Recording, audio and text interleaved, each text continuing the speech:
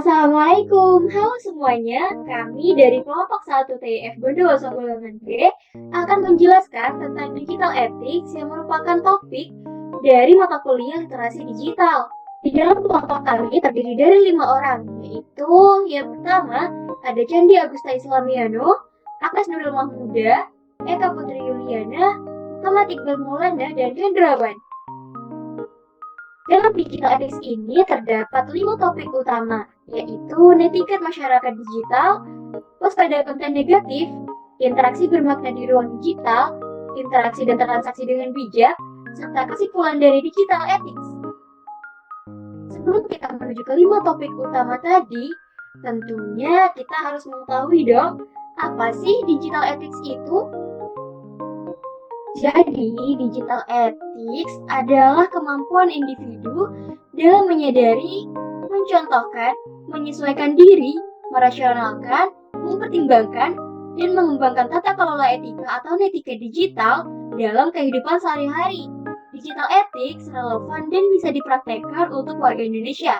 Adanya etika dalam teknologi dapat mengatur batasan sikap dan perilaku seseorang di media digital. Hal ini dapat mengurangi tindakan bullying, berita palsu atau hoax, pelecehan seksual, hingga ujaran kebencian. Adanya moral dan prinsip dalam etika digital dapat mengatur perilaku seseorang loh. Mereka dapat membuat pilihan dan tindakan yang benar, sehingga perilaku di dunia digital ini membantu masyarakat ke arah yang positif. Lalu kita menuju ke seksi yang pertama, yaitu netiquette masyarakat digital. Apa itu netiquette masyarakat digital? Jadi, kan di dunia ini, maksudnya di dunia digital ini terdapat istilah etiket berinternet, atau yang lebih dikenal dengan netiquette, atau kepanjangan dari network etiquette, yaitu tata krama dalam menggunakan internet. Dalam beraktivitas di internet, terdapat etika dan etiket yang perlu diikuti oleh pengguna, di mana etiket itu berlaku jika individu berinteraksi dengan orang lain, sementara etika berlaku meskipun individu sendirian.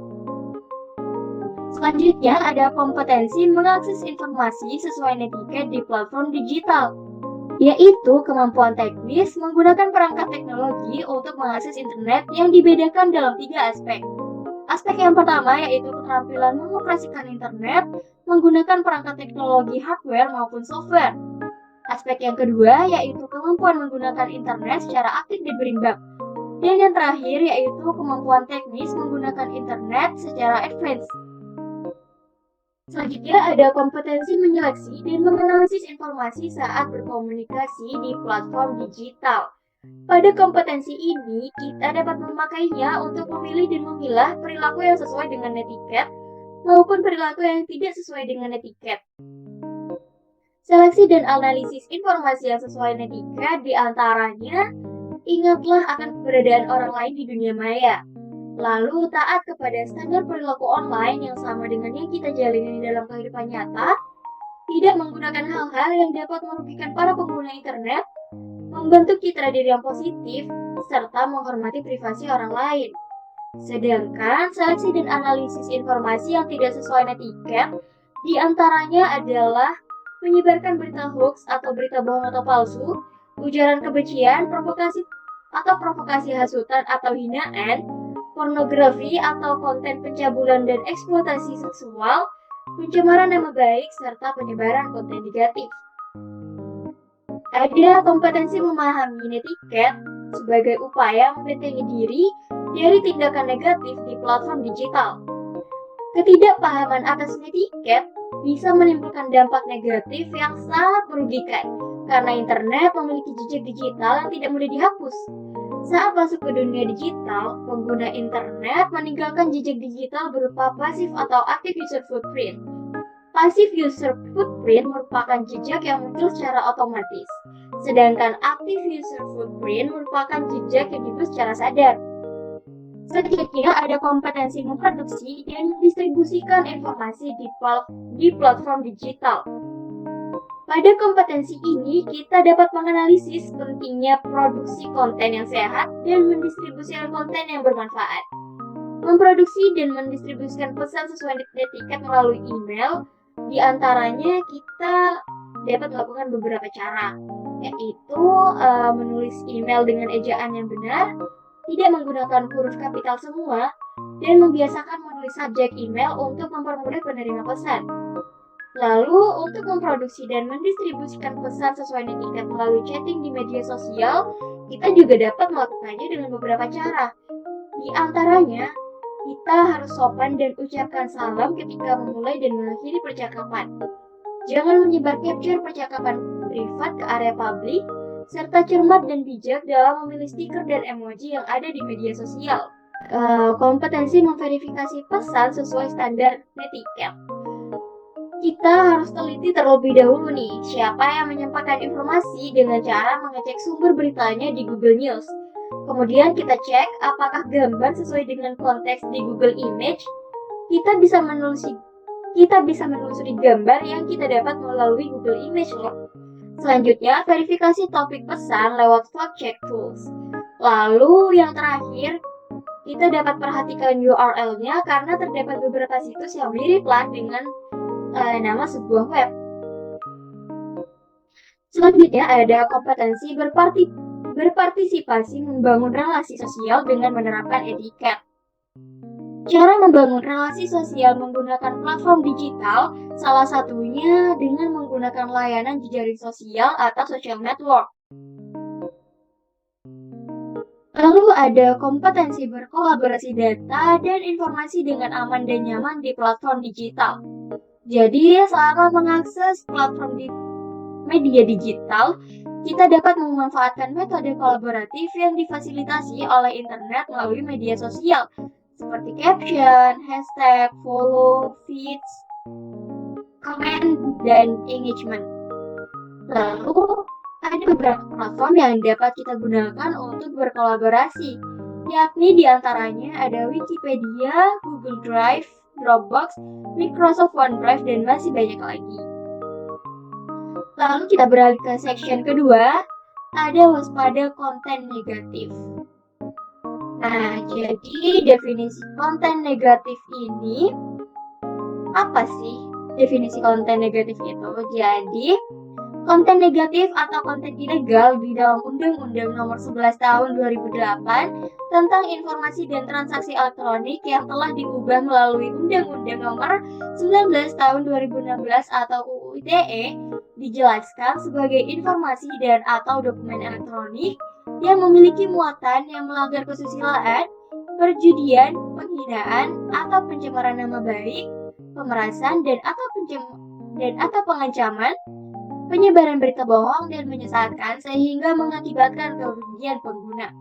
Seperti pada gambar yang ditampilkan dalam presentasi ini, akhir-akhir ini banyak sekali konten TikTok yang menyesatkan lah, sehingga mengakibatkan kerugian bagi sebagian pengguna.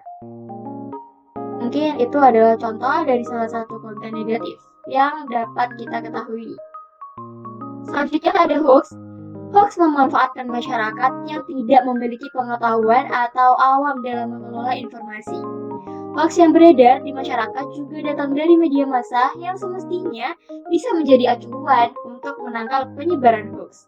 Pergerakan hoax dipermudah oleh penggunaan media sosial yang masif oleh masyarakat.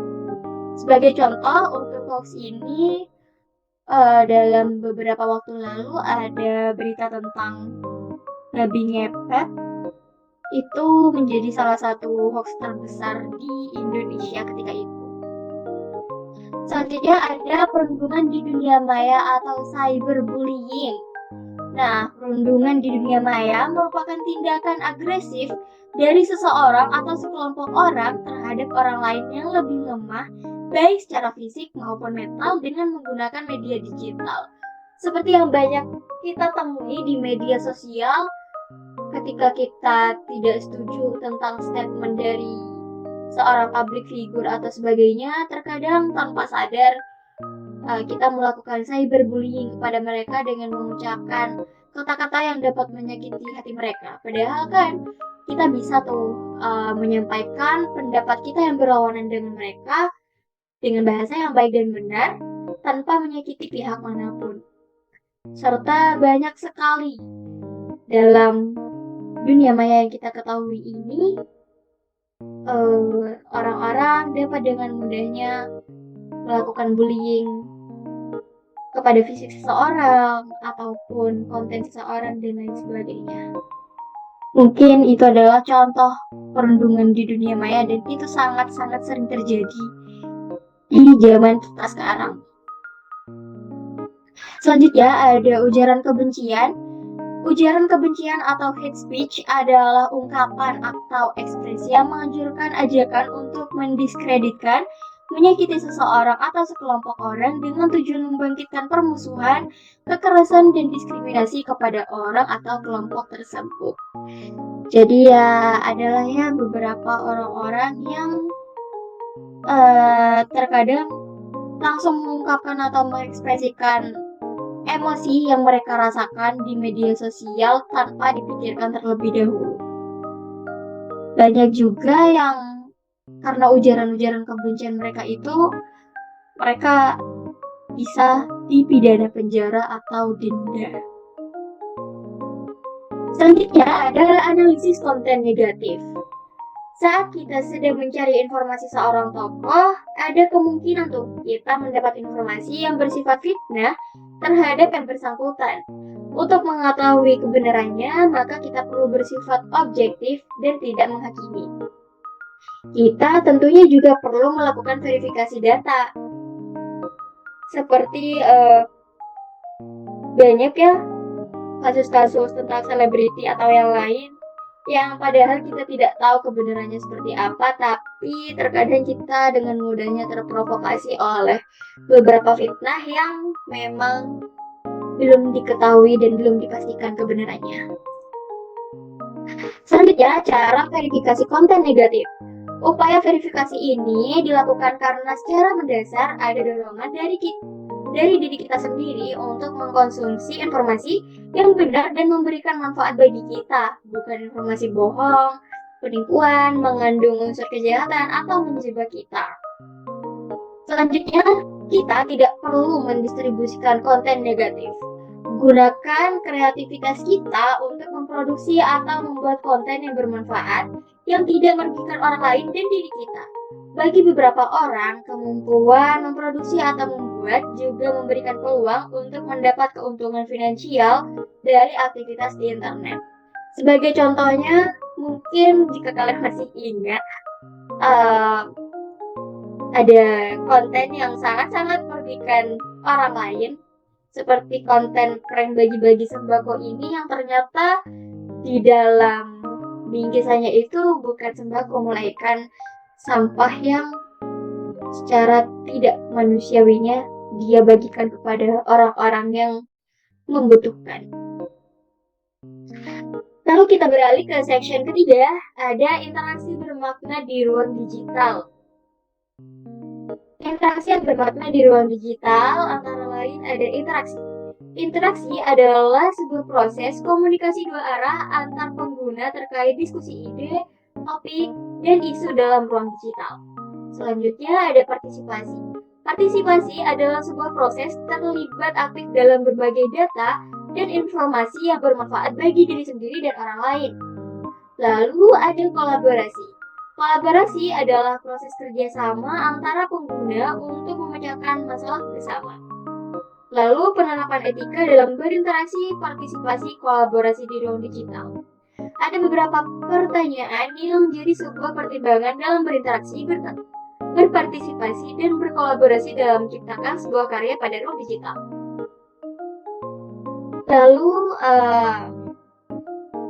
Lalu kita beralih ke section 4, yaitu interaksi dan transaksi dengan bijak.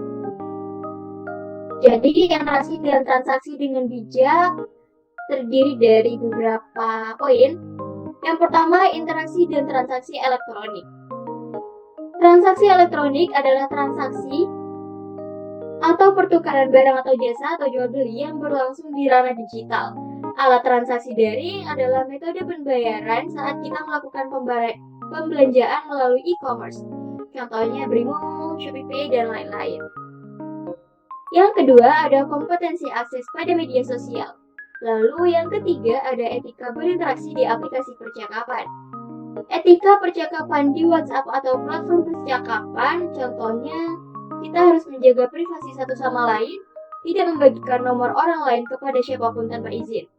Memperkenalkan diri, memposting foto atau mengirim foto, pastikan foto yang diunggah tidak melanggar etika kesopanan atau mengundang kontroversi, berkomentar dengan baik dan bijak.